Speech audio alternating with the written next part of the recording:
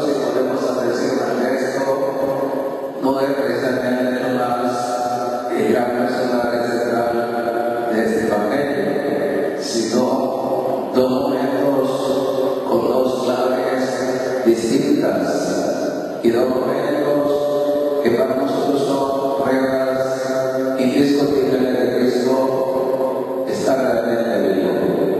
Cuando Jesús aparece la primera vez, dice varias cosas que la Iglesia ha implementado como muy esenciales dentro de su ser Iglesia.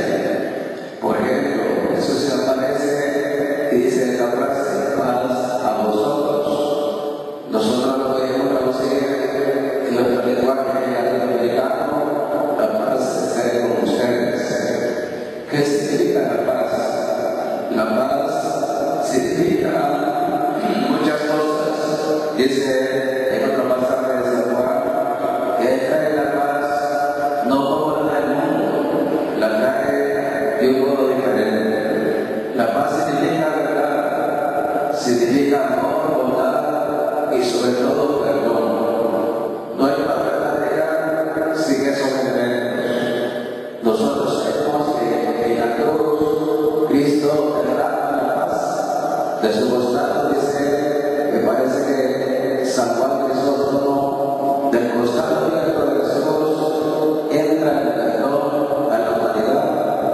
Nosotros vemos a Cristo en la cruz, desde ahí derrama en todos los hombres su grandeza y su misericordia. No hay paz sin perdón. El hombre no será capaz de no solamente de desear su pecado, el hombre solamente con sus miserias no tiene paz. Hay tranquilidad. Una persona que no tiene nuestra gracia sabe que en el fondo no hay paz. Nadie tiene paz, solamente con su hombre bien. Cristo, consciente del hombre, derrama sobre el hombre toda la paz a través del perdón. Entonces, por eso se ha dicho que la paz para nosotros los católicos significa muchos valores juntos. Todos los valores que el Evangelio trae se sintetizan en la paz que Cristo hace. Jesús citó como los medios de comunicación social, no es un local publicitario, no es un refrán que se dice signo de tranquilidad, es mucho más amplio el significado de paz. En esta misma primera aparición, ¿qué más hace Jesús? Dice así, como el Padre me ha enviado, así también os envío yo. El cuerpo de Cristo debe continuar la misma misión de Jesús.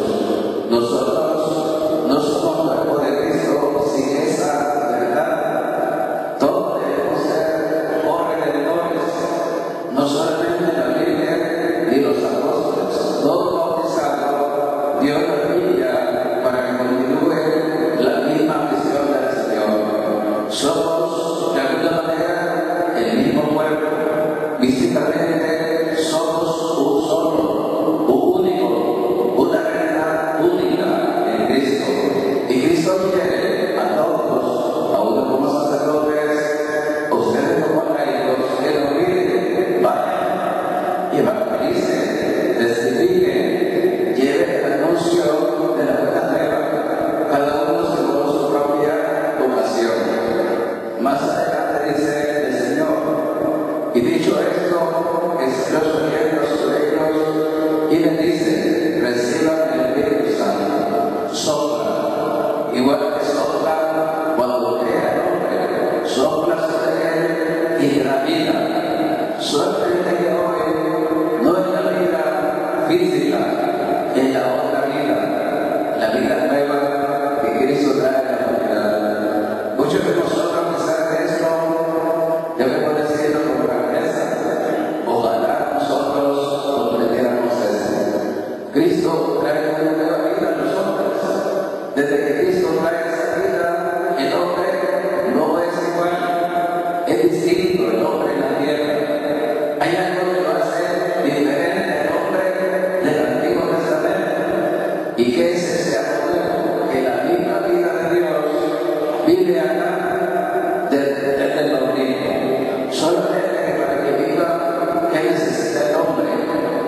lealtad suya. Cristo no puede venir acá sin nuestra colaboración. Él requiere de nosotros constante conversión, una lucha, como dice la primera lectura, que es muy bonita cuando uno la sabe interpretar. Dice así San Juan Crisóstomo sobre los signos de esa ira en los primeros católicos. ¿Qué signos hay? Escuchen. Dice así: ellos primero vivían todos los libros y lo tenían todo en común. Todo en común. Nadie tenía una propiedad solo para sí. Todo era parte, como que traducir, de la parroquia. Era un solo, un todo. La gente que tenía propiedad de la pedía y la daba para que viviera en común. Dice así: además de vivir en común, pedían posesiones y bienes, lo repartían entre todos según la necesidad de cada uno. A diario podían mantenerlo unidos a orar.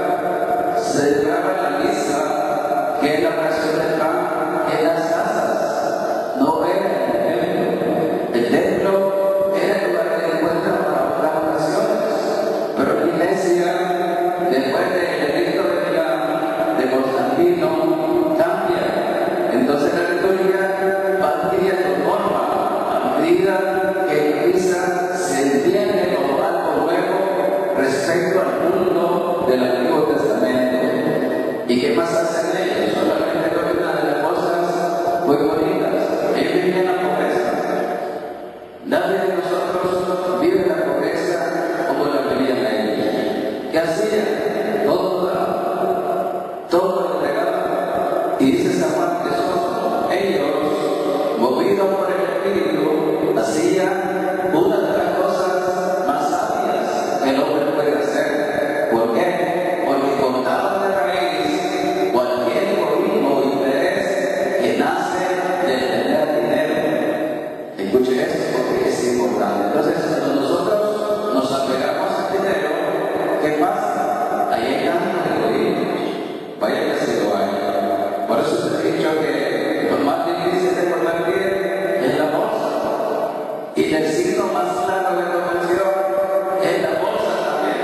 Mire la fe de alguien, mire hasta dónde es la capacidad de darse.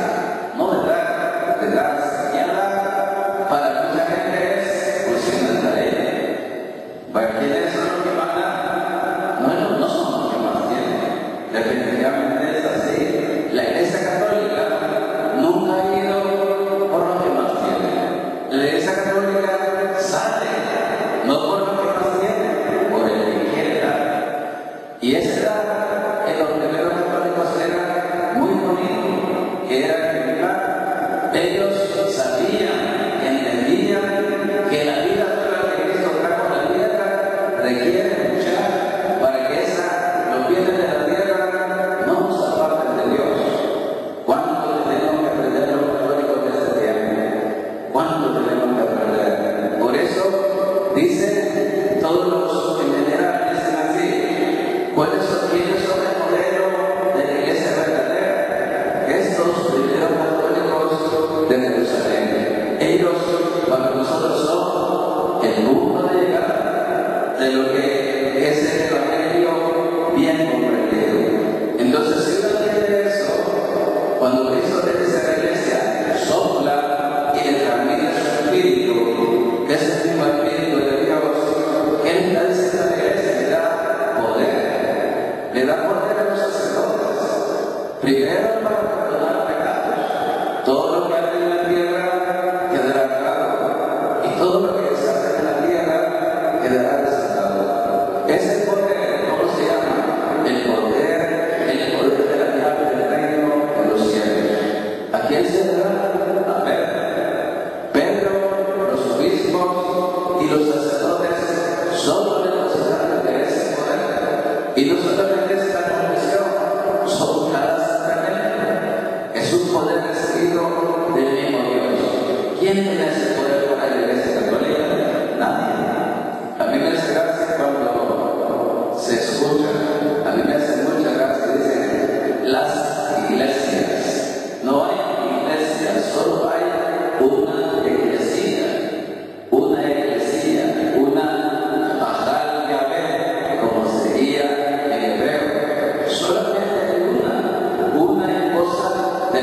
Cordero que es Cristo. No hay más iglesias. Y una nueva iglesia es el poder que da a sus ministros de dar la vida divina. Lo recibimos gratis. Todos nosotros hemos recibido eso gratis. ¿Y cómo le puede dar gratis a la gente? ¿Cuánto me cobra por confesar? Nada. ¿Cuánto se cobra por la Eucaristía? Nada. ¿Cuánto se cobra por la unción de carne? Nada. ¿Cuál es el precio de él? No tiene precio. Eso es lo más grande de la iglesia. Esa es la gran riqueza de la iglesia. Eso es lo que la iglesia es archimillonaria en la gracia, en el orden de la gracia. Eso es diferente. Es diferente a eso. Es el suicidio externo de lo que realmente es divino en la iglesia. Dicen que cuando la iglesia se retira como los humanos, porque somos hombres, una parte humana y una parte divina. Difícilmente vamos a ver la iglesia si vemos la iglesia por casos aislados. La iglesia tiene que verse en su conjunto. ¿Quién es el vencido de la divinidad? Ese es Cristo, el mismo Hijo de Dios que es cabeza de la iglesia. Y la iglesia no se puede separar de Cristo para que sea la verdadera iglesia del Señor. Si uno entiende entonces el Evangelio, ¿a qué nos invita el Evangelio? Primero, a que nos demos cuenta de la vida que Cristo trae a la tierra. Le da la paz, le da la serenidad. Dice acá que Tomás no estaba presente cuando se apareció. Ya las mujeres antes habían anunciado que Cristo estaba vivo. Los apóstoles ahora creen, no se asustan cuando lo ven, tienen más conciencia y más fe de lo que están viendo. Tomás, por eso